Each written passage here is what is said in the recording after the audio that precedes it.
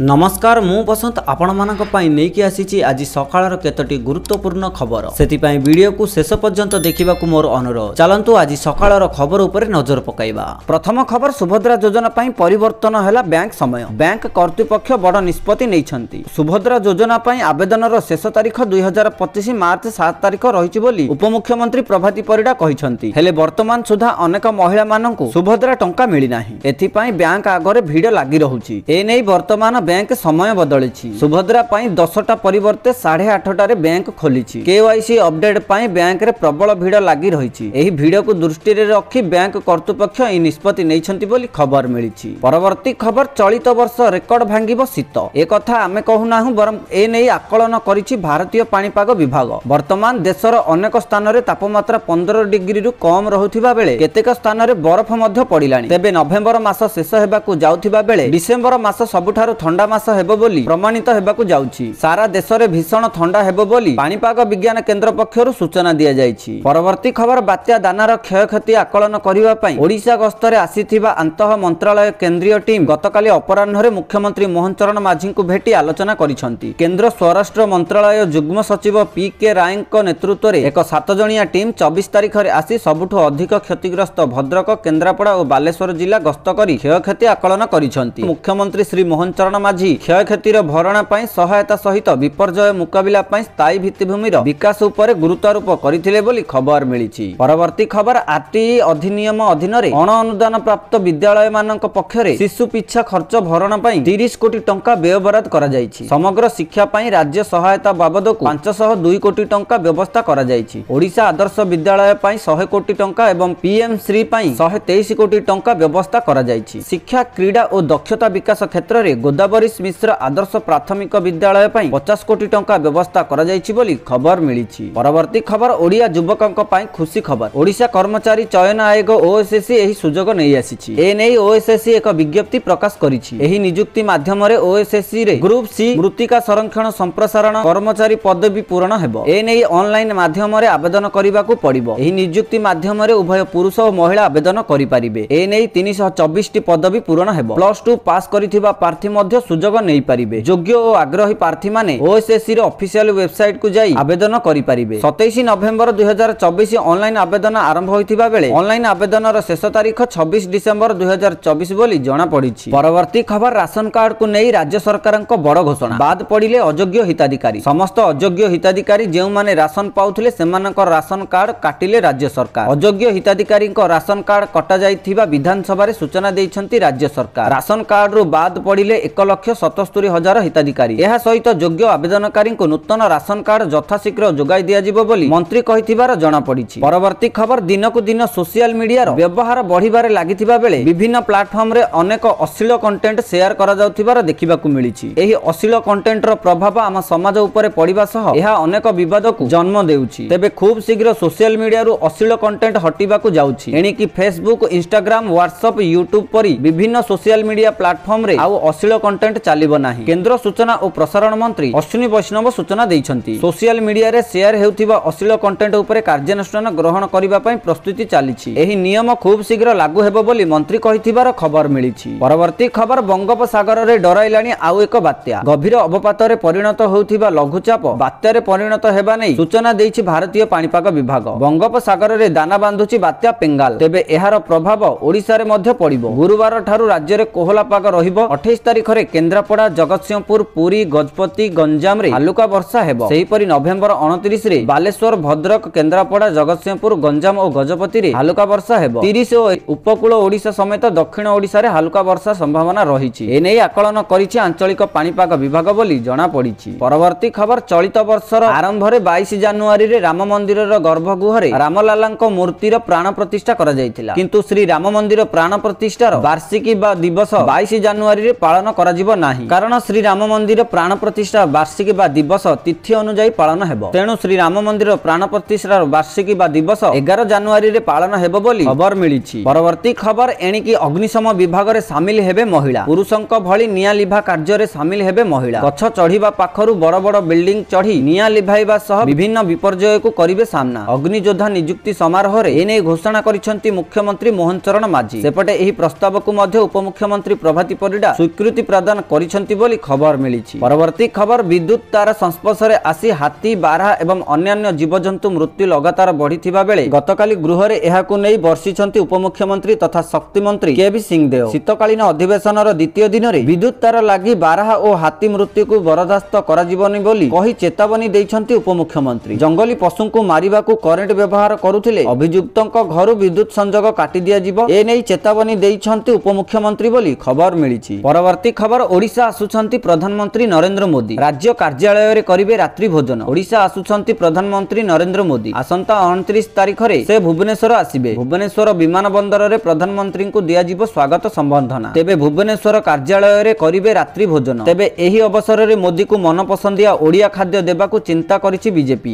ଏନେଇ ସୂଚନା ଦେଇଛନ୍ତି ବିଜେପି ରାଜ୍ୟ ସଭାପତି ମନମୋହନ ସାମଲ ବୋଲି ଖବର ମିଳିଛି। ପରବର୍ତ୍ତୀ ଖବର ସୁନା ଦରରେ ଆଜି ପୁଣି ହ୍ରାସ ଦେଖିବାକୁ ମିଳିଛି। ଭୁବନେଶ୍ୱର 10 ଗ୍ରାମ ପିଛା 22 କ୍ୟାରେଟ ସୁନା ଦର 70,800 ଟଙ୍କା ରହିଥିବା ବେଳେ 24 କ୍ୟାରେଟ ସୁନା ଦର 77,240 ଟଙ୍କା ରହିଛି ବୋଲି ଖବର ମିଳିଛି। ପରବର୍ତ୍ତୀ ଖବର ରାଜ୍ୟ ସରକାର ରାଜ୍ୟର 58ଟି ସବ୍ ଡିଭିଜନରେ ଶୀତଳ ଭଣ୍ଡାର ନିର୍ମାଣ ପାଇଁ ଯୋଜନା କରିଛନ୍ତି। ଏହି ଶୀତଳ ଭଣ୍ଡାର ଗୁଡ଼ିକ ପିପିପି ମୋଡରେ ନିର୍ମାଣ କରାଯିବ। ଯଦି ଆଉ ଶୀତଳ ଭଣ୍ଡାରର ଆବଶ୍ୟକତା ସରକାର ଅନୁଭବ କରନ୍ତି ତେବେ ପିପିପି ମୋଡରେ ହାଇବ୍ରିଡ କୋଲ୍ଡ ଷ୍ଟୋରେଜ ନିର୍ମାଣ ପାଇଁ ଯୋଜନା କରାଯିବ। ଗତକାଲି ବିଧାନସଭା ଶୀତକାଳୀନ ଅଧିବେଶନର ଦ୍ୱିତୀୟ ଦିନରେ ଉପମୁଖ୍ୟମନ୍ତ୍ରୀ କେଭି ସିଂହଦେଓ ଏହି ସୂଚନା ଦେଇଛନ୍ତି ବୋଲି ଖବର ମିଳିଛି। ପରବର୍ତ୍ତୀ ଖବର 2025 ସୁଦ୍ଧା ରାଜ୍ୟରେ ଲାଗୁ ହେବ ଶିକ୍ଷାନୀତି। ପ୍ରଣୟନ ପାଇଁ ସରକାର ଗଠନ କଲେ ଟାସ୍କ ଫୋର୍ସ କମିଟି। ରାଜ୍ୟରେ ସ୍କୁଲ ସ୍ତରରେ ଲାଗୁ ହେବ ଏନ୍ଇପି। ଏନେଇ ଗୃହରେ ପ୍ରତିକ୍ରିୟା ଦେଇଛନ୍ତି ସ୍କୁଲ ଓ ଗଣଶିକ୍ଷା ମନ୍ତ୍ରୀ ନିତ୍ୟାନନ୍ଦ ଗଣ୍ଡ। ଗୋଟିଏ ପରେ ଗୋଟିଏ କାମ ସରକାର ହାତକୁ ନେଉଛନ୍ତି। ଏଥିସହ 6ଟି ସବ୍ କମିଟି ଗଠନ ହେବ। ସେଥିରେ ସୁପାରିଶ କରାଯାଇ ସମସ୍ତଙ୍କ ମତାମତ ନେଇ ଏନ୍ଇପି ଲାଗୁ କରାଯିବ ବୋଲି ଖବର ମିଳିଛି। ପରବର୍ତ୍ତୀ ଖବର ରୁଷରେ ବି ଚାଲିବ ବନ୍ଦେ ଭାରତ ଟ୍ରେନ୍। ଭାରତରେ ନିର୍ମିତ ଟ୍ରେନ୍ ରୁଷ ଭଳି ବଡ଼ ଦେଶରେ ଚାଲିବାକୁ ଯାଉଛି। ରୁଷ ଲୋକେ ଯେତେବେଳେ ଭାରତ ନିର୍ମିତ ଟ୍ରେନ୍ରେ ଯାତ୍ରା କରିବେ ଏହା ଭାରତ ପାଇଁ ବଡ଼ ଗର୍ବର ବିଷୟ ହେବ। ଟାଇମ୍ସ ଅଫ୍ ଇଣ୍ଡିଆ ରିପୋର୍ଟ ମୁତାବକ ରେଳ ମନ୍ତ୍ରଣାଳୟ ଏକ ବରିଷ୍ଠ ଅଧିକାରୀ କହିଛନ୍ତି ଯେ ରୁଷ ନିଜ ଘରୋଇ ଆବଶ୍ୟକତାକୁ ପୂରଣ କରିବା ଲାଗି ଭାରତରେ ଟ୍ରେନ୍ ଗୁଡ଼ିକ ଏବଂ ଏହାର କମ୍ପୋନେଣ୍ଟସ୍ ମ୍ୟାନୁଫ୍ୟାକ୍ଚର କରିବା ଲାଗି ବ୍ୟାକୁଳ ଅଛି। ତେଣୁ ଆଗାମୀ ଦିନରେ ରୁଷରେ ବି ଚାଲିବ ବନ୍ଦେ ଭାରତ ଟ୍ରେନ୍ ବୋଲି ରିପୋର୍ଟରୁ ଜଣାପଡ଼ିଛି। ପରବର୍ତ୍ତୀ ଖବର ମୋହନ ସରକାରଙ୍କ ବଡ଼ ଘୋଷଣା। 5 ବର୍ଷରେ 1.5 ଲକ୍ଷଙ୍କୁ ମିଳିବ ଚାକିରି। ଓଡ଼ିଶାରେ ସୃଷ୍ଟି ହେବ ଚାକିରି। 1.5 ଲକ୍ଷ ଲୋକ ପାଇବେ ନିଯୁକ୍ତି। ଏନେଇ ବଡ଼ ଘୋଷଣା କରିଛନ୍ତି ମୁଖ୍ୟମନ୍ତ୍ରୀ ମୋହନ ଚରଣ ମାଝୀ। 5 ବର୍ଷରେ 1.5 ଲକ୍ଷ ଲୋକଙ୍କୁ ନିଯୁକ୍ତି ଦିଆଯିବ ବୋଲି ମୁଖ୍ୟମନ୍ତ୍ରୀ କହିଛନ୍ତି। ଅଗ୍ନିଯୋଦ୍ଧା ନିଯୁକ୍ତି ସମାରୋହରେ ଗତକାଲି ମୁଖ୍ୟମନ୍ତ୍ରୀ ଯୋଗ ଦେଇଥିବା ବେଳେ ଏହି ଘୋଷଣା କରାଯାଇଛି ବୋଲି ଖବର ମିଳିଛି। ପରବର୍ତ୍ତୀ ଖବର ଚୀନ ଛାଡ଼ି ଭାରତ ଆସିବ ନୋକିଆ। ଚୀନରେ ପ୍ଲାଣ୍ଟ ସ୍ଥାପନ କରିଥିବା ଗୋଟିଏ ପରେ ଗୋଟିଏ କମ୍ପାନୀ ଏବେ ଭାରତ ମୁହାଁ ହେଉଛନ୍ତି। ପ୍ରଥମେ ଆପଲ ଆଉ ଏବେ ନୋକିଆ ଫୋନ ନିର୍ମାତା ଏଚଏମଡି ଚୀନ ଛାଡ଼ି ଭାରତ ଆସିବ। ଫିନଲାଣ୍ଡର